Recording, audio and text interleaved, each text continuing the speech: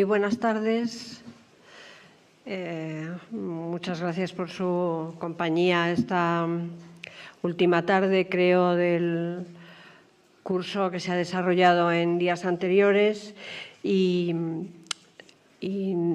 naturalmente lo que primero que quiero hacer es dar las gracias a Ramón Andrés por haberme propuesto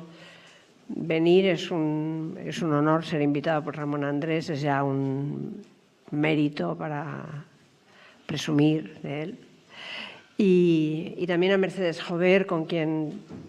tengo muy buena relación y a la que admiro mucho por su trabajo en el museo, por sus iniciativas, por su empuje. Y bueno, cuando Ramón me propuso un tema muy abierto y yo no sabía muy bien cómo enfocarlo, se me ocurrió un título casi así no sobre la marcha, porque lo pensé, lo di muchas vueltas, pero intuyendo de lo que iba a querer hablar, pero sin tener muy claro el contenido. Así que luego esto ha sido un poco un pie forzado para mí, pero me ha venido bien, por otra parte, porque bueno, me ha permitido centrar más o menos, no mucho tampoco, no voy a ser muy ordenada, voy a ir zigzagueando por distintos temas. Y como no sabía muy bien de qué hablar, le pregunté a Eva Lotz, que estuvo aquí el primer día, recordarán, con una conferencia muy bonita, porque me la ha enviado y la he podido leer y me gustó mucho, sobre el vino y la mirada. Y le pregunté a ella, con quien tengo buena relación y coincidencias planetarias que nos divierten, le pregunté de qué iba a hablar en Pamplona y me dijo, voy a hablar de mi trabajo, creo. Bueno, pues yo voy a hacer lo mismo, voy a empezar hablando de su trabajo y luego voy a hablar también de mi propio trabajo, no por egotismo ni por narcisismo, sino por huir de las generalidades, porque es mejor y más sincero hablar desde el lugar en el que uno está y desde la propia experiencia. Así que voy a ser parcial, pero es una parcialidad a la que, más que resignarme, me adhiero con gusto, casi por necesidad. Pero empezaré por Eva, que en 2019, por Eva Lotz, que en 2019 realizó una obra in situ en el Museo Nacional de Escultura. No sé si ustedes lo conocen, aprovecho ya desde luego para invitarles a visitarlo. Ya he experimentado que uno no está muy bien comunicado por tren con el centro de la península, es más bien costoso llegar hasta aquí y a ustedes llegar hasta allí, pero bueno, les animo a hacer ese viaje y visitar el museo, que es un lugar habitado podríamos decir, como por muchas voces del pasado, como le sucede a los museos, y en el que ella buscaba precisamente la confrontación de su obra con el lado más ciego del monumento. El museo está ubicado, la sede principal del museo, su colección permanente, está ubicada en el Colegio de San Gregorio, que es un edificio de finales del gótico, lleno de presencias que han desdibujado un poco el espacio, pero que siguen estando muy, muy presentes, y donde resuenan, por ejemplo, pues la controversia celebrada en su capilla, en la capilla del colegio, sobre los derechos de los indígenas en 1550, los indígenas americanos, me refiero, un famoso debate entre Bartolomé de las Casas y Ginés de Sepúlveda, donde habitan también las identidades de estos hombres peludos de la fachada, que a Eva le fascinan particularmente, y las geometrías árabes de sus artesonados. Bueno, pues en una intervención muy bien integrada, en una sala que está coronada por un artesonado renacentista muy espectacular, Eva se situó a ras del suelo y intentó confrontarse a la intemporalidad de esa bóveda para lanzarnos un aviso urgente y contemporáneo sobre el ritmo vertiginoso de nuestras pérdidas y desapariciones, sobre la importancia del ver y, en definitiva, sobre la fragilidad de las culturas humanas. Con esta frase, trazada en espejos sobre el suelo, que decía: si aún quieres ver algo, date prisa, todo está desapareciendo. Es una frase atribuida a Cézanne, que reflejaba la tristeza del pintor ante los cambios en el paisaje provenzal que él pintaba a finales del siglo XIX con asiduidad y que iban cambiando y que iban perdiendo su identidad. En los trazos de la palabra ver, de la palabra date prisa, empezaban a florecer al mismo tiempo los pétalos dentados de la cuadrícula geométricamente labrada y la fuente invertida de esa mucarna que cuelga del techo. Con esta obra, Eva venía a atrapar la imagen de un pasado que puede desvanecerse y además lanzaba un mensaje al espectador que venía a decir más o menos: no mires nunca en la dirección en la que te indican los que te invitan a mirar. La pieza de Eva, que había sido realizada en 2019, se convirtió el 15 de marzo, cuando todavía seguía expuesta y cuando se produjo el confinamiento motivo de la pandemia, se convirtió en un presagio cumplido, porque un montón de cosas, efectivamente, de ideas, de seres humanos también, empezaron a desaparecer durante el año siguiente.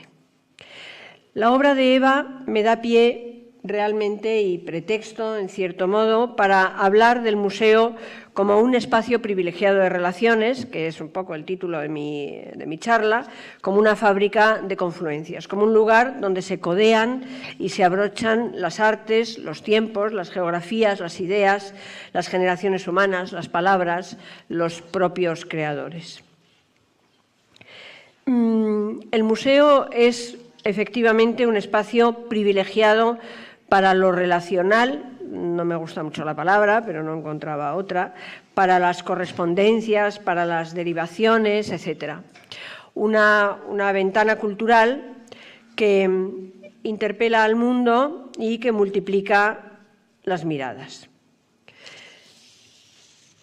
Para explicar lo que quiero decir, o para desarrollar de lo que voy a hablar, voy a empezar refiriéndome a un reciente debate que se organizó por el periódico francés Le Monde, un debate en el que Chris Dercon, uno de los directores de museos en este momento más activos, con más iniciativas, más polémicos, más interesantes, que ha llevado sus propuestas a la Tate Modern de Londres, a museos alemanes, a algún museo holandés, un europeo en ese sentido muy bregado, decía exactamente esto. El tema central ahora mismo es este: el museo se está comportando como una enorme esponja. Y añadía: creo que los museos pueden acabar como le sucedió al cine en su edad dorada, que se convirtió en el arte que recogía todas las artes. El del cine es un buen ejemplo de confluencia, de intercambio de miradas con el museo. No me refiero solamente a esos documentales promocionales que encargan o que encargamos a veces los museos, como los que se han rodado recientemente en la National Gallery, que se ha exhibido incluso comercialmente, sino a otro tipo de proyectos, de creaciones. Por ejemplo, pienso en los propios proyectos cinematográficos que este director, Chris Dercon, al que me acabo de referirme, impulsó desde un museo de Rotterdam, un museo con una colección clásica, el Museo Boijmans van Beuningen,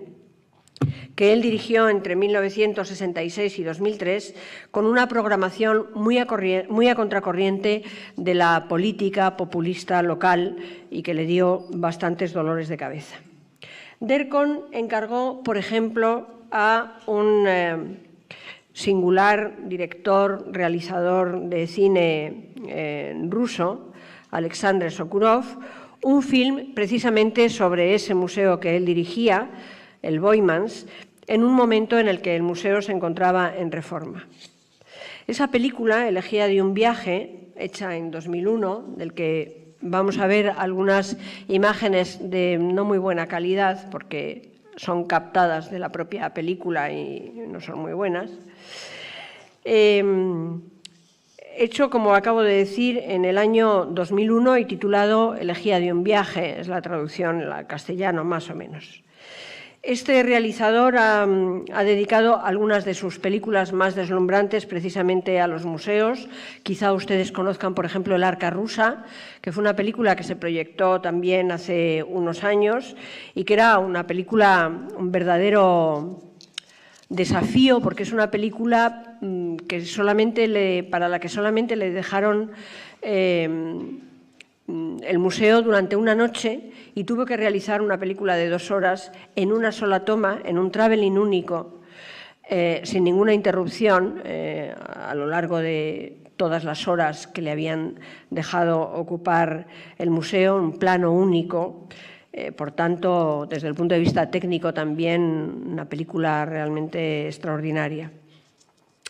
En el cine de Sokurov, el museo es no un templo en el que se exhibe obras del pasado más o menos embalsamadas, sino un espacio donde precisamente las imágenes se reaniman. En Elegía de un viaje, la cámara... Es una película que les recomiendo, es una película extraña y con una carga poética muy grande. En Elegía de un viaje, la cámara sigue la silueta de un viajero, una película en blanco y negro, casi todo el tiempo. Ese viajero es el propio Sokurov, que entre fragmentos musicales, el monólogo interior del propio viajero y un continuo manto de neblina, aguanieve, escarcha, etc., va recorriendo puertos marinos, ciudades desde el aire y monasterios ortodoxos hasta llegar al Museo Boymans, que encuentra vacío porque está en ese momento en refacción, como dice aquí, está en reforma, sin conserjes ni visitantes, en plena noche, y lo recorre como si fuese parte de ese viaje interior que ha venido haciendo y se va deteniendo ante distintos cuadros hasta llegar a esta obra, una precioso paisaje urbano de Saenredam, Plaza de Santa María, que es una de las obras importantes de la colección, y donde, hechizado ante ese lienzo, recrea la vida de la plaza holandesa y de sus figuras, lo recorre con su mano y valiéndose de una técnica que no puedo decirles exactamente en qué consiste, porque logra que el cuadro se ponga en movimiento, pero no en animación, un movimiento imperceptible y bastante sutil, posiblemente valiéndose de la iluminación o del propio montaje, de tal manera que hace palpitar a la tela, que se convierte en una superficie temblorosa. El tono grave, el tono serio y hermético de ese relato cinematográfico es idóneo para evocar lo que es la experiencia museística del individuo moderno, cómo se ha transformado la mirada del sujeto, la vivencia de la visita, de cómo el encierro de cada uno en el museo puede entenderse como un refuerzo de la visión profana y subjetiva del mundo, donde la conciencia de uno mismo y el esplendor del arte se funden en una misma experiencia. Las películas de Sokurov nos transmiten esa idea de que el museo ha dejado de ser una institución cultural cualquiera sin más, para convertirse en el último refugio de la fragilidad, de lo máximamente individual, que se expresa en ese contacto muy estrecho con la materia de la obra, en una comunión entre el espectador y la pintura, en este caso, que casi nos haría hablar de misticismo. En la obra de Sokurov hay una componente mística en el sentido más sensual y más físico de la palabra, hay una componente religiosa, profanamente religiosa, podríamos decir. Esta manera de relacionarse con el museo, esta puesta en marcha de una máquina relacional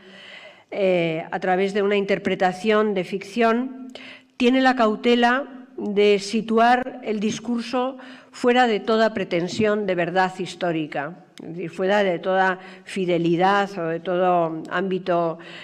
académico, porque lo esencial está en encontrar conexiones que hagan funcionar a la obra. El arte, las artes visuales ganan, desde luego, y esto lo sabe muy bien, por ejemplo, el niño de Elche, que las obras ganan mucho cuando las artes se codean entre sí y lo prueba, por ejemplo, también, y traigo este otro ejemplo encontrado estos días buscando alguna cosa más, precisamente por no salir de la Holanda del siglo XVII, y me encontré con esta lectura particularmente inquietante que hizo Paul Claudel, el poeta francés, delante del célebre cuadro de las regentes del asilo de Haarlem de Frans Hals, en el pequeño museo que le tiene dedicada esta ciudad, la ciudad de Haarlem, y que me llamó la atención y que les voy a leer, es un fragmento muy breve. Paul Claudel dice esto: todas las cuentas han sido saldadas. Solo está ese libro definitivamente cerrado, cuya tapa tiene el brillo del hueso y cuyo canto posee el fuego de la brasa.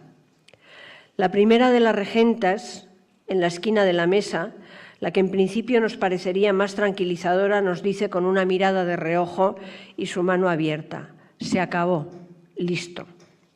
¿Y qué decir de los otros 4 demonios?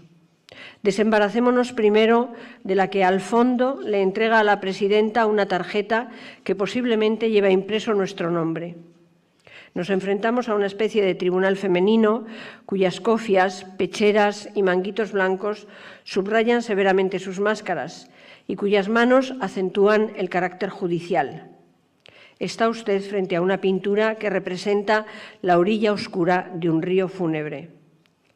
Si logramos desviar nuestra atención de esa zarpa de esqueleto que se extiende plana sobre su rodilla,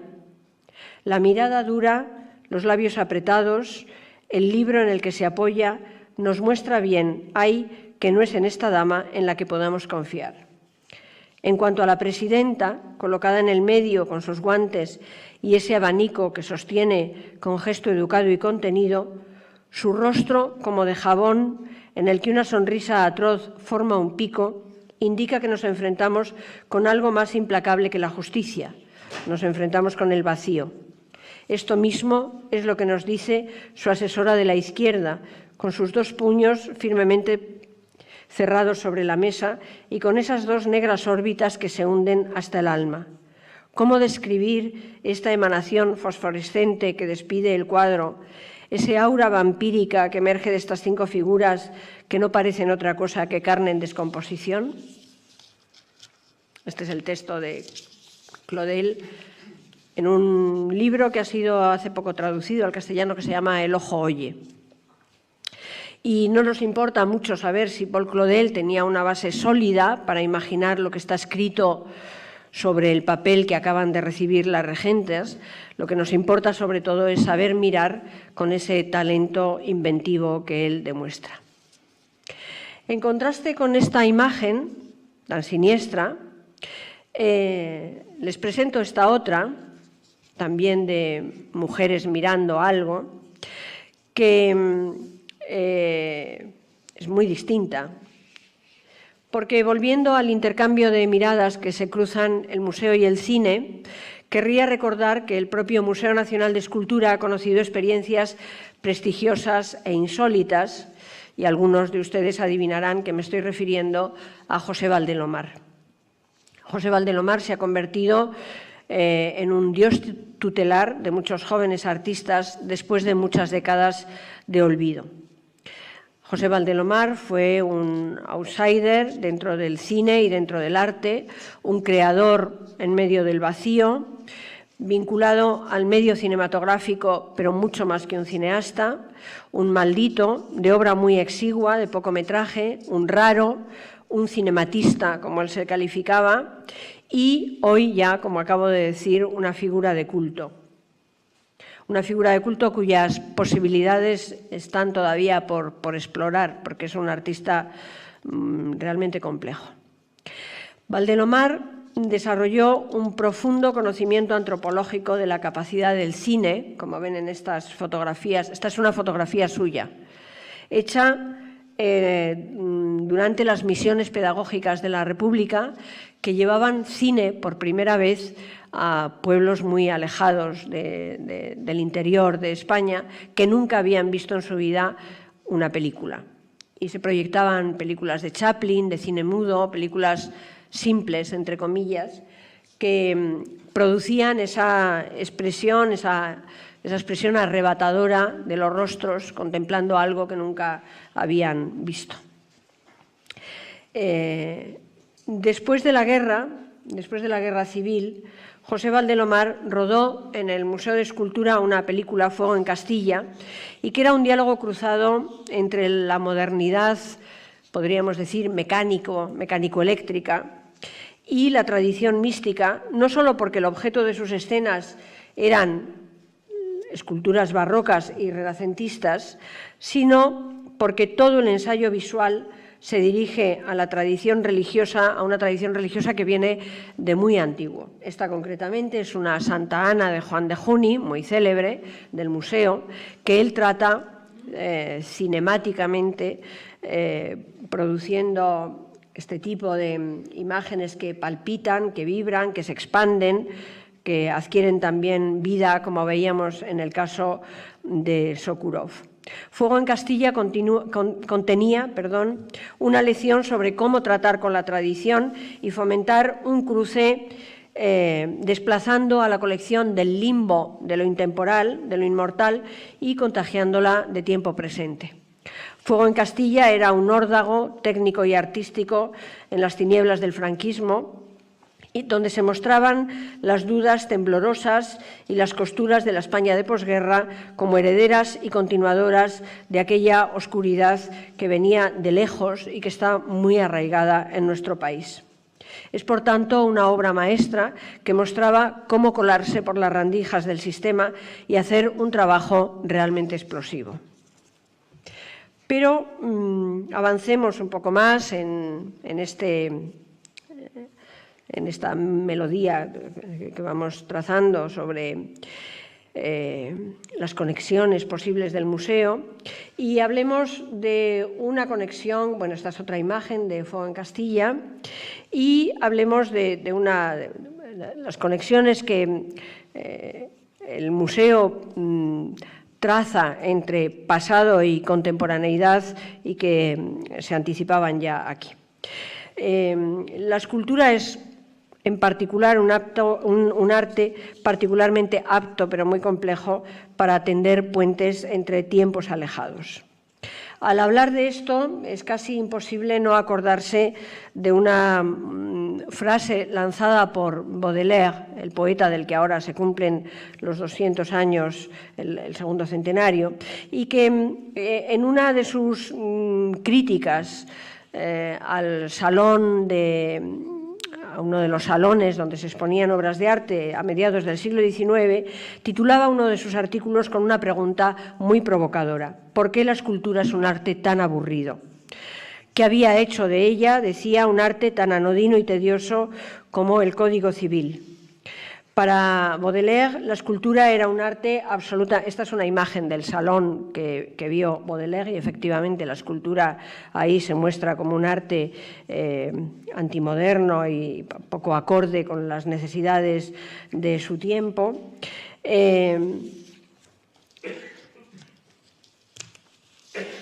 Y para un artista como él, que estaba muy a la búsqueda de un poco de imágenes y de impresiones fugaces de la vida y del color, la escultura era un arte destinado a morir. Bueno, aquí hay alguna imagen más de ese tipo de escultura que se practicaba en su tiempo, ¿no? O esta otra imagen del Museo de Luxemburgo. Un siglo después de Baudelaire, todavía la escultura seguía padeciendo el mismo descrédito. Seguramente ustedes han visitado muchas veces esta sala y se habrán fijado, por supuesto, en las meninas y muy poco en ese espléndido bronce del Hermafrodita, que es una de las grandes copias y una de las grandes obras escultóricas y que responde un poco a esa idea de que decía, esa frase que decía Barnett Newman hacia 1960, una escultura es eso con lo que nos tropezamos en un museo cuando retrocedemos unos pasos para ver mejor un cuadro.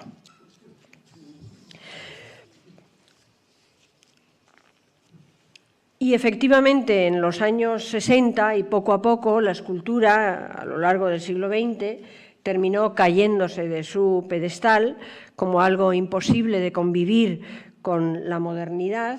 Incluso Magritte llegó a hacer una obra como esta, un poco complicada, porque lo que hizo fue coger una obra en yeso, una reproducción comercial en yeso de las que se vendían en las tiendas de la máscara funeraria de Napoleón, y pintó sobre ella unas nubes, dando a entender que el verdadero futuro de la escultura estaba. La única posibilidad que tenía de sobrevivir era convertirse en pintura. Y efectivamente la escultura desapareció y pasó, podríamos decir que se inmoló, se autodestruyó en los años 60 y 70 y pasó a convertirse en cosas un poco distintas, expandiéndose, convirtiéndose en instalaciones paisajísticas, fundiéndose con la arquitectura o trasladándose al ámbito de lo audiovisual. Es verdad que hoy, sin embargo, cada vez más parece que estamos volviendo hacia, de nuevo, quizá ante la necesidad de lo corpóreo, de lo tangible, de la materia, la escultura, en un sentido muy renovado, pero en cierta manera fiel a su tradición antropomórfica, está en cierta manera y a través de grandes artistas volviendo, y no voy a meterme en este terreno que nos llevaría por otra deriva que la que no voy a entrar.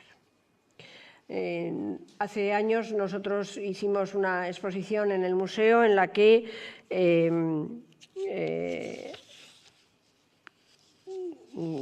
recuperamos o invitamos a un artista figurativo, a un escultor contemporáneo, Bernardí Roig, que haciendo uso de esta misma figuración hacía dialogar a sus propias piezas, hacía cohabitar a sus propias piezas con las piezas del museo, creando un cruce de temporalidades, un cruce de tiempos que teatralizaban mucho el ambiente de la propia exposición, no dejaban de tener el carácter de verdaderos intrusos. Había una clara ruptura entre la escultura clásica y su propia propuesta. Se veía que no existía una continuidad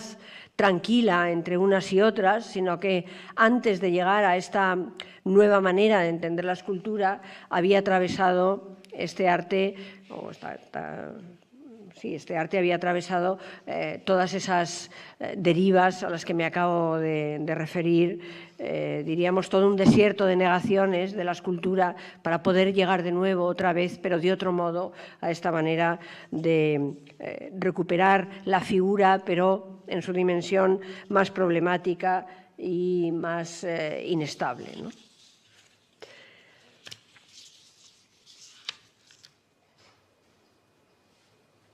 Bueno, aquí hay otra de las intervenciones conviviendo con los patriarcas de Berruguete y, diríamos, confrontando esa angustia contemporánea con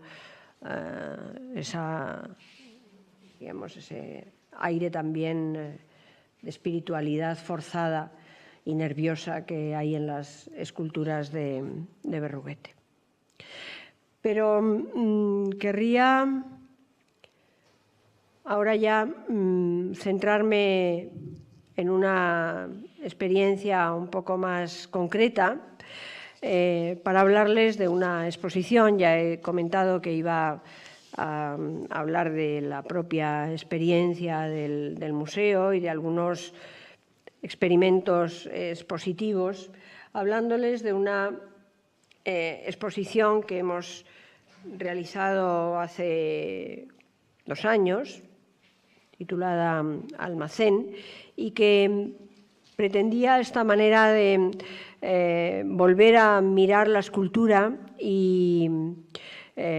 mostrar una forma presente de relacionarse con el pasado, de buscar las conexiones con el pasado. El Museo Nacional de Escultura, como sabrán y como habrán ido viendo, tiene una colección un tanto singular, es uno de los pilares de nuestro patrimonio cultural, que contiene sobre todo obras de género devocional realizadas en madera, que es una materia singular porque la madera está viva, es blanda, es pobre, es impura, pero tiene una enorme sensibilidad, sobre todo cuando está coloreada, exquisitamente coloreada, a veces, y bañada en oro, lo que le aporta una textura carnosa, dulce, blanda, cálida, etc., ¿no? Estas tallas policromadas se crearon al servicio de un programa en su momento, me estoy refiriendo al Siglo de Oro español, un programa confesional de la Corona Española que va a culminar en una política agresiva de las imágenes inducida por la Contrarreforma, por Trento y la Contrarreforma, cuya apoteosis es precisamente la escultura barroca, que lleva al límite el doble lenguaje de la aparición sobrenatural y de la seducción visual, y que viene siempre acompañada de un culto brutal, insólito, muy deslumbrante por la muerte. En aquel momento, las imágenes de devoción, esto que luego hemos llamado arte, fueron un arma de debate, un objeto de culto, una fuerza milagrosa, un objeto de devoción, y esa cultura visual se convirtió en un verdadero proyecto político, de tal manera que la veneración a las imágenes alcanzó un verdadero paroxismo en todo el mundo católico, pero particularmente en España. Por tanto, con independencia de su valor estético, estas imágenes tienen mucho de documento histórico, hablan mucho de quiénes somos, de quiénes hemos sido. Como defendió Caro Baroja, la religión, creo que tengo por aquí su libro fantástico, la religión fue la principal seña de identidad de los españoles durante un largo periodo y en buena medida lo sigue siendo, y la imagen de devoción ofrece un ángulo privado para conocer esta dimensión de todo este patrimonio. Bueno, contando con este punto de partida de lo que es la colección del museo, querría hablar un poco precisamente de esta exposición, que se tituló así, Almacén, el lugar de los invisibles. A primera vista, las colecciones de los museos suelen identificarse con las obras de arte que están expuestas en las salas que los visitantes ven cuando llegan a un edificio, ¿no? Pero, en realidad, esto que los visitantes ven no es más que la punta del iceberg que el museo posee y que contiene una masa sumergida, podríamos decir, de bellas durmientes que están custodiadas en los almacenes, lejos de la mirada pública, de tal manera que descender al almacén, y digo descender porque los almacenes casi siempre están en sótanos, descender al almacén, el nuestro está en un sótano por lo menos, produce una sensación particular, no solo por el descenso físico, sino por el silencio que reina, por el ambiente desmedido. Bueno, es un lugar con un clima muy particular, ¿no? En fin, diré de paso, porque también esto nos llevaría mucho más lejos, que la palabra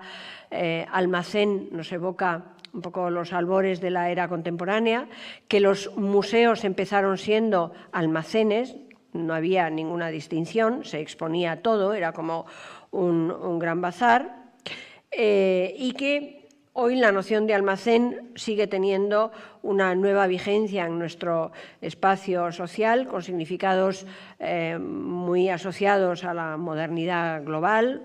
almacén como masificación de imágenes, como estos grandes centros logísticos que distribuyen millones de artículos, como grandes superficies comerciales, almacén como no sé, almacén de residuos marinos. Es decir, que la idea de almacenaje remite a una práctica que asociamos a la gestión de la abundancia contemporánea. Nuestra exposición se proponía sacar ese almacén a la vista, hacerle subir a la parte visible del museo y romper, por tanto, el principio que divide en dos la colección, lo visible y lo no visible, de tal manera que aquellas otras estatuas, relieves, retablos, fragmentos, realizados por artistas anónimos, secundarios, discípulos menores, figuras de tercera fila, de segunda fila, anónimos, se convertían en los protagonistas de la exposición, ¿no? Es decir, era abrir el círculo a los parientes pobres de la colección, a los bastardo, a los pseudo, a los infra, a los casi, a los seguidores de, etcétera, de tal manera que salían de la sombra y se convertían se presentaban públicamente. He de decir, además, que el museo tiene una singularidad y que las obras custodiadas en él no han tenido una vida tranquila, porque esta no es una colección. Sucede lo mismo en el Museo de Navarra y en muchos otros museos españoles. Nuestras colecciones no son colecciones planificadas por un coleccionista, un monarca, pongamos por caso, tipo Felipe IV, Felipe II, como en el Prado, que seleccionan, eligen, encargan, etcétera, sino que lo que los museos contienen son los restos salvados de un naufragio histórico en el que muchas obras se han perdido irremediablemente por el camino, y lo que queda en los museos, por tanto, son las víctimas de la historia que han sido recuperadas por la cultura, por decirlo en una frase que ya se ha dicho de otras maneras por otras personas, ¿no? Es decir, nosotros albergamos todo aquello que se ha visto afectado por los sobresaltos históricos de nuestro pasado nacional, ¿no? Desde las desamortizaciones, las guerras napoleónicas, el derribo de la ciudad histórica, los episodios iconoclastas de la guerra civil, las ventas fraudulentas de pinturas, de claustros, etcétera, el derribo de la ciudad antigua por parte de la urbanística moderna, incautaciones del Estado, etcétera, etcétera. Es decir, que lo que tenemos es una colección de huérfanas, muchas de ellas sin identificar incluso y sin saber su procedencia. De tal manera que la colección es una colección que respira sobre todo gracias a las lagunas del propio patrimonio, ¿no? Son la prueba, como decía Adolf Loos, el arquitecto, de que la humanidad se acredita en la destrucción. Una de las constataciones del almacén es descubrir que, aun estando desligadas de todo relato, las obras, voy a ir pasando imágenes sin detenerme mucho en explicar para que ustedes vayan viendo un poco cómo era la exposición, para poder ir un poco más deprisa. Decía que una de las constataciones que se hacen en el almacén es que, aunque las obras ahí están desligadas de todo relato, son todas equivalentes entre sí, siguen teniendo una personalidad indomable. No sé si esto sería de la misma manera en un museo de pinturas. No sé si esa fuerza que tiene tan tangible, tan material, tan física que tiene la escultura, le pone en condiciones de enfrentarse a nosotros casi en igualdad de condiciones, como otro cuerpo, como el nuestro, ¿no? Y esto condiciona mucho también, o condicionó mucho las propias características de la exposición, ¿no? Lo cierto es que en el almacén las obras se vuelven simultáneas, atemporales, sincrónicas, inexplicables en buena medida, percibidas como contemporáneas entre sí, porque comparten el mismo espacio y la misma realidad física, el lugar común, pero también contemporáneas nuestras porque comparten nuestra vida y nuestro presente. Es decir, tanto da que haya sido hecha hace tantos siglos, más o menos, porque lo que importa en el almacén es esa presencia actual. Y aquí rozamos, así un poco como quien no quiere la cosa, con el gran tema, con el tema de los temas, y es que el pasado es parte de nosotros, que debemos traerlo al presente, que los museos no pueden presentarse como un lugar de encierro, sino partiendo de que los acontecimientos artísticos que produce tienen lugar en el presente, y que el pasado es todo menos una obviedad, menos un fenómeno objetivo y neutro, y que solo puede ser examinado a la luz de la contemporaneidad.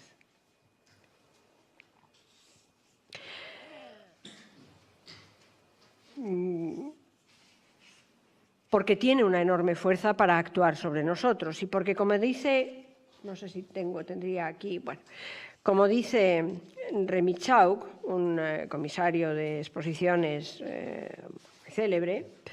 dice, es porque el hombre es mortal por lo que toda obra es de hoy, puesto que los hombres de ayer, para los que fueron fabricadas, han desaparecido,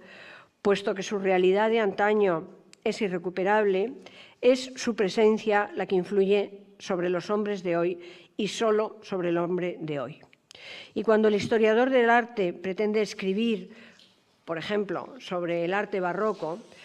y pretende hacerlo como si se hubiese trasladado mentalmente al siglo XVII,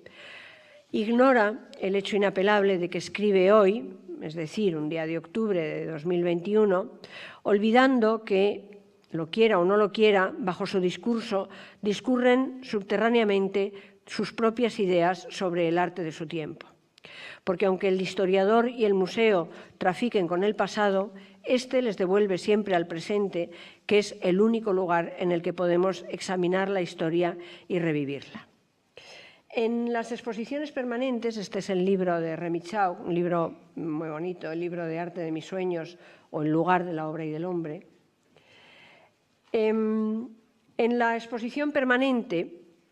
de cualquier museo, en la nuestra propia, las obras de arte simulan volver al pasado, se recontextualizan en una ficción que nos inventamos los conservadores, nunca habían sido creadas para exponerse así, y además lo que hace la exposición es suavizar los saltos históricos, expurgar las incoherencias, construir significados y relatos que tengan sentidos, buscar enlaces lógicos y acentuar el potencial dialogante de las obras de arte.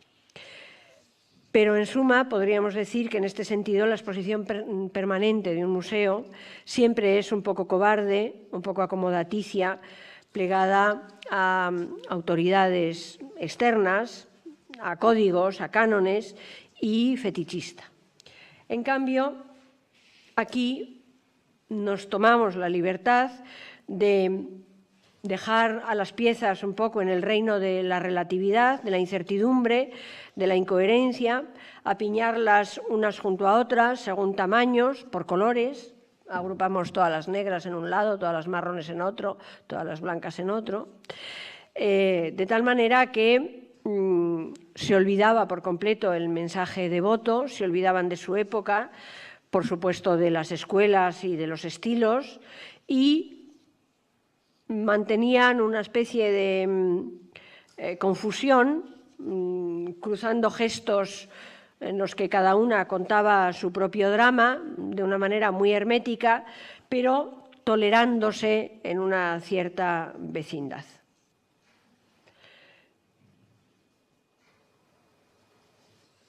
La exposición, por tanto, no tenía tesis, ni argumento, ni contaba una historia, ni interpretaba una época, sino que se dejaba llevar por una cierta pereza académica o antiacadémica, por una cierta dejadez histórica, y lo que proponía era un salto mental que confrontaba al visitante directamente, desnudamente, sin las muletas de la erudición, con la escultura de una manera muy física, ¿no? Fue una exposición indocumentada, ahistórica, inexperta, completamente ingenua y casi un poco selvática, en el sentido de el discurso de la exposición era que no había discurso. Y se producía así una especie de cortocircuito entre la historia y el arte que dejaba libres a las piezas y que para reforzar o acentuar esa relación nueva, que se quería nueva, entre el visitante y la obra. Por supuesto, las obras no tenían cartela, ninguna identificación. El experto que quería saber tenía en la entrada de la sala una hoja donde había una pequeña ficha de inventario, pero en principio en la sala no existía ninguna información. La única identificación que había era la del nombre de cada uno de los santos, cuando se trataban de figuras representativas de identificaciones concretas, y se intentaba también evitar lo que suele ser usual en las exposiciones permanentes o en las exposiciones temporales habituales, donde las piezas pues están respetuosamente separadas entre sí, tienen una iluminación homogénea y aislada, siempre están colocadas a la altura de los ojos del visitante, siempre hay un escenario más o menos predecible de lo que el visitante se va a encontrar. Aquí nos permitimos jugar con el desorden, con un cierto sentido de la diversión, de la divergencia, de divertirse en el sentido de alejarse de lo usual, un poco como en el cuento de Cascanueces de Hoffmann, como si fuesen muñecos vivientes, seres vivos, ¿no?, que cobran animación, apiñando las obras como si fuese un supermercado de santos, o rompiendo la visión habitual frontal con esta otra manera de hacer girar las obras en 360 grados y colocando a las esculturas donde realmente deben estar, porque un ángel debe estar arriba y un difunto debe estar pegado al suelo, abajo, o un durmiente, y por tanto evitando esas otras, digamos, buscando ubicaciones más insólitas que rompiesen la visión perpendicular tradicional. Jugando también mucho con el mundo de las sombras, de los sueños, de una evocación un poco más libre, jugando en definitiva con lo que la propia pieza venía a pedir, ¿no? Y utilizando, por ejemplo, para organizar las distintas secciones, porque cada una de las salas era muy distinta, utilizando el lenguaje de la música, que es un lenguaje más abstracto, y que nos servía de metáfora de la manera en que la exposición fluía, ¿no? Buscando ritmos, contrapuntos, repeticiones, variaciones, contrastes, corales, solistas, fugas, etc., ¿no? Sucedía además en la exposición otra cosa que se potenció además en una sala de una manera expresa, y era la condición de objeto material, la tactilidad de la obra de arte. En los museos históricos y en los museos de arte contemporáneo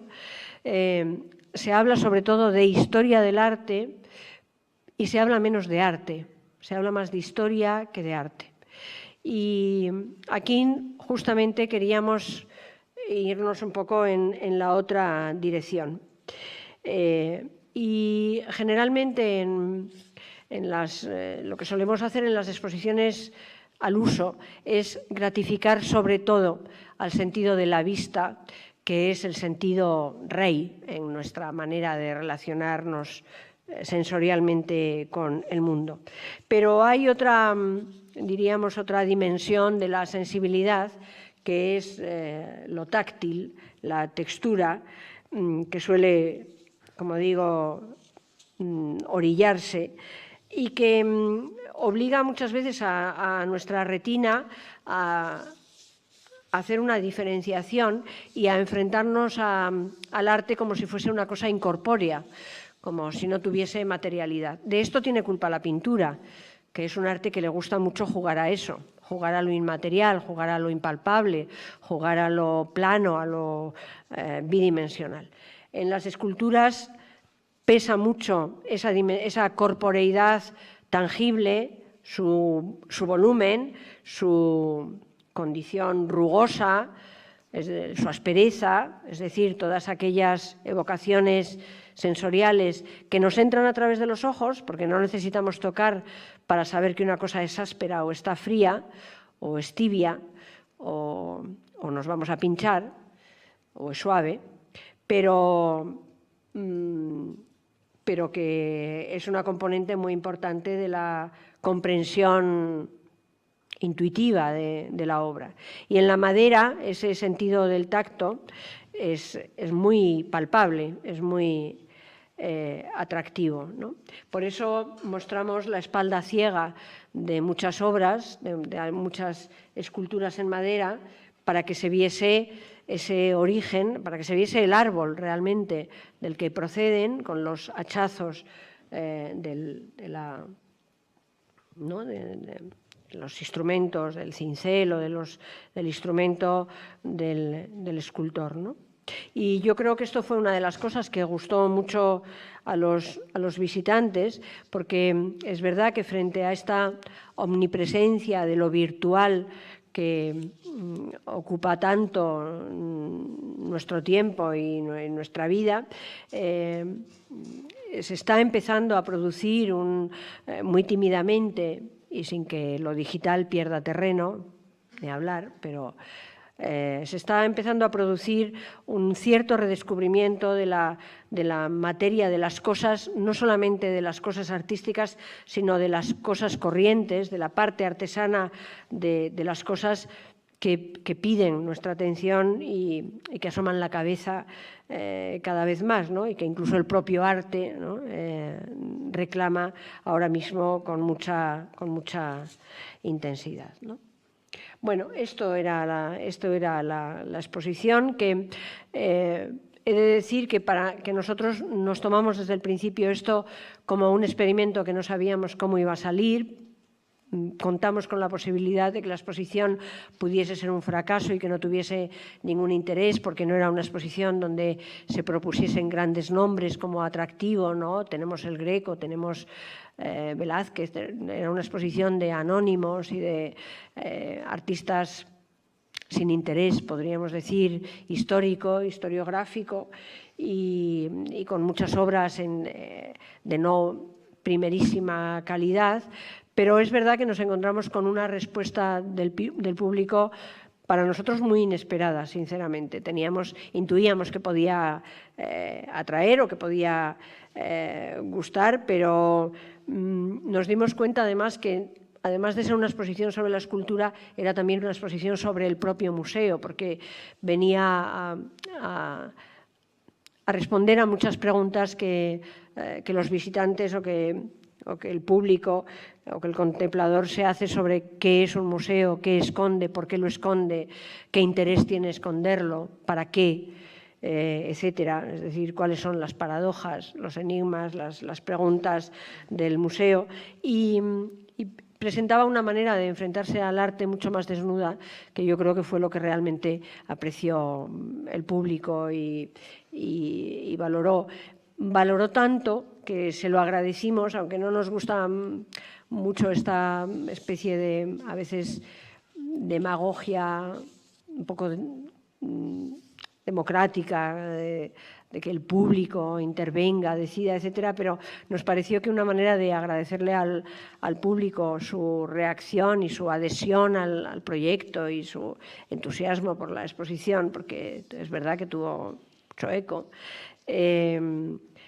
ofrecimos al propio público que eligiese una obra para que no bajase al almacén y se quedase en la exposición permanente, y que dije, como si una especie de indulto,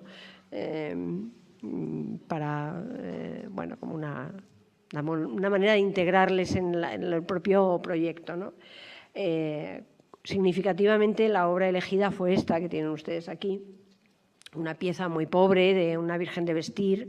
pero que realmente tenía ese encanto que el público supo entender, y ahora está, pues, en las salas del museo, y no deja de ser una pieza muy singular que tiene poco que ver con lo que uno espera de las colecciones del Museo de Escultura. Y nada más, muchísimas gracias.